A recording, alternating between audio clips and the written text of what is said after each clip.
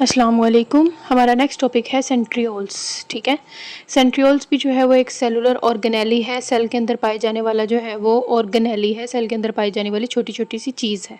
ठीक है, तो centrioles are hollow and cylindrical organelles. ऐसे ऑर्गेनेलीज हैं जो कि अंदर से खाली हैं, मतलब ऐसे सिलेंडर टाइप शेप है इनकी, ऐसे सिलेंडर की तरह जो है वो इनकी शेप होती है और ये अंदर से खाली होते हैं। ठीक है, तो सेंट्रियोल्स आर होलो, खाली हैं अंदर से, एंड सिलेंड्रिकल ऑर्गेनेलीज, और सिलेंडर की तरह की शक्ल के जो हैं वो ऑर्गेनेलीज हैं ये। अगर हम इनकी अकरेंस की बात करते हैं कि सेंट्रियोल्स जो हैं वो किन में मौजूद होते हैं, centrioles are present in animals की सेल्स के अंदर जो है वो सेंट्रियोल्स पाए जाते हैं, एंड मोस्ट प्रोटिस्ट्स, ठीक है, प्रोटिस्ट्स की बॉडी के अंदर भी पाए जाते हैं, यूकैरियोट्स की बॉडी के अंदर ये मौजूद होते हैं। नंबर की अगर हम बात करते हैं इन यूकैरियोटिक सेल्स मतलब एनिमल सेल्स या प्रोटिस्ट्स के सेल्स में जिनमें ये पाए जाते हैं, centrioles occur in pair. Centrioles जो होते हैं वो पेयर की शक्ल में मौजूद होते हैं। ठीक है, फॉर एग्जांपल एक सेंट्रियोल ऐसे होता है तो दूसरा सेंट्रियोल जो है वो इस तरह होता है। ठीक है, लोकेशन की अगर हम इसकी बात करें, the two centrioles are located at right angle to one another near nuclear envelope. ठीक है, न्यूक्लियर इन्वेलप के करीब। फॉर एग्जांपल ये हमारे पास एनिमल सेल दिखाया हुआ है, एनिमल सेल है ये, इसकी सेल मेम्ब्रेन हो गई, दरमियान में जो है वो न्यूक्लियस है, और यहाँ पर दो सेंट्रियोल्स मौजूद हैं, एक सेंट्रियोल ऐसे है और एक सेंट्रियोल ऐसे है। ये देखें यहाँ पर इसको बड़ा करके दिखाया हुआ है कि ये दो सेंट्रियोल्स हैं, एक सेंट्रियोल ऐसे है, दूसरा सेंट्रियोल ऐसे है। ये इस तरह अरेंज हुए होते हैं कि इनके दरमियान में एक राइट एंगल मतलब 90 डिग्री का एंगल बन रहा होता है। ठीक है, और ये कहाँ पर मौजूद होते हैं, न्यूक्लियस के करीब मौजूद होते हैं।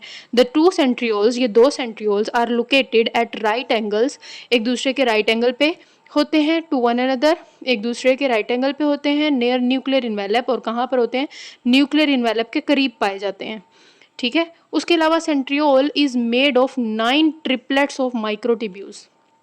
सेंट्रियोल्स जो है वो माइक्रोट्यूब्यूल्स से मिलके बने हुए हैं। ठीक है, कैसे माइक्रोट्यूब्यूल्स अरेंज होती हैं, centriole is made of 9 triplets of microtubules. For example मैं यहाँ पर जो है ये मैंने जो है वो फ़र्ज़ कर लें, ये आपके पास एक माइक्रोट्यूब्यूल है, ये दूसरी माइक्रोट्यूब्यूल है, ये तीसरी माइक्रोट्यूब्यूल है। ठीक है, 3 माइक्रोट्यूब्यूल्स इस तरह अरेंज होती हैं, ये एक ट्रिपलेट बन गया। ठीक है, एक ट्रिपलेट आ गया।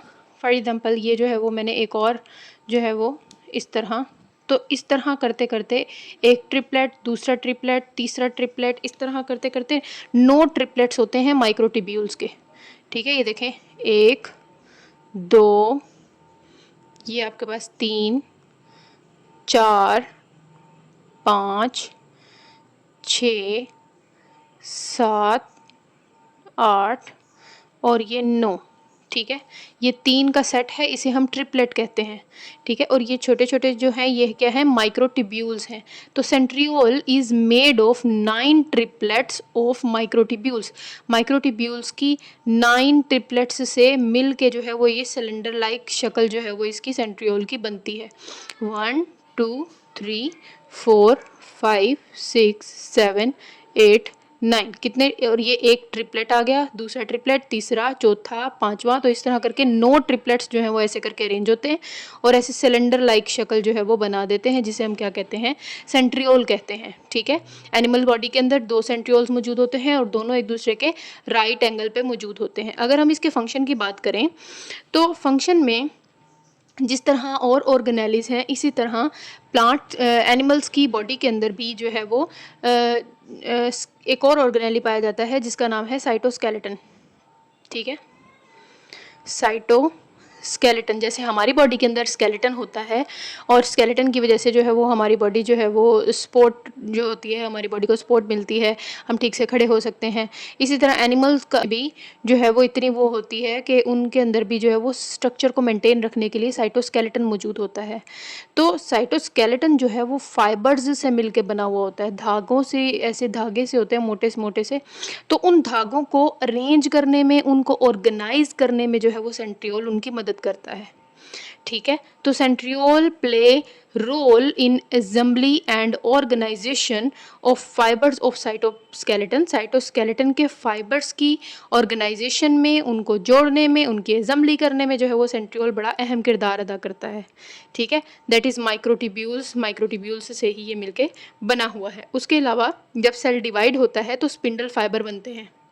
ठीक है, जब एक सेल ने 2 सेल में डिवाइड होना होता है तो सेल के जो क्रोमोसोम होते हैं वो ऐसे दरमियान में अरेंज हो जाते हैं और इधर इन धागों से, साइडों पे इन धागों से जो है वो इनको क्रोमोसोम्स को बांध दिया जाता है और ये धागे पकड़ के इन क्रोमोसोम्स को खींचते हैं, तो ये आधा क्रोमोसोम इस साइड पे और आधा क्रोमोसोम इस साइड पे चला जाता है। ठीक है, तो ये जो धागे नुमा चीज़ है इसे हम कहते हैं स्पिंडल फाइबर्स, और स्पिंडल फाइबर्स भी जो है वो सेंट्रियोल्स की मदद से जो है वो बनते हैं। ठीक है, तो सेल डिवीजन में भी जो है इनका किरदार है।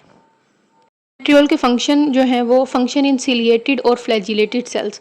सीलिएटेड सेल्स या फ्लैजिलेटेड सेल्स, सीलिएटेड सेल्स ऐसे सेल्स को कहा जाता है जिनके ऊपर छोटे छोटे सीलिया मौजूद हों, छोटे छोटे से हेयर लाइक स्ट्रक्चर्स मौजूद हों। और फ्लैजिलेट सेल्स ऐसे सेल्स को कहा जाता है जिनके ऊपर बड़े बड़े जो हैं वो फ्लैजिला मौजूद होते हैं। बेसिकली ये जो फ्लैजिला और सीलिया है ये भी जो है वो सेंट्रियोल से ही मिलके बनते हैं। तो सेंट्रियोल जो है वो फ्लैजिला और सीलिया बनाने में भी हेल्प कर रहा होता है।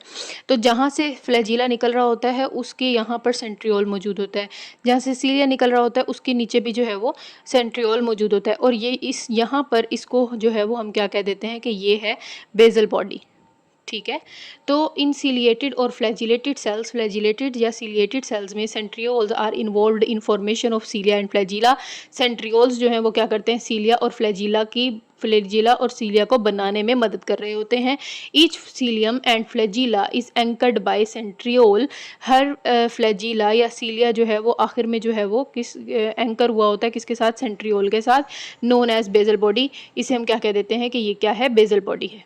उसके अलावा cell of plants and fungi, plants भी जो है वो यूकैरियोट्स हैं, फंजाई भी जो है वो यूकैरियोट्स हैं, लेकिन इनके बॉडी के अंदर सेंट्रियोल्स मौजूद नहीं होते। Cells of plants and fungi lack centrioles. Plants और फंजाई की बॉडी के अंदर सेंट्रियोल्स भी मौजूद नहीं होते, और जब सेंट्रियोल्स मौजूद नहीं है तो इनमें कोई बेसल बॉडीज़ भी मौजूद नहीं होती।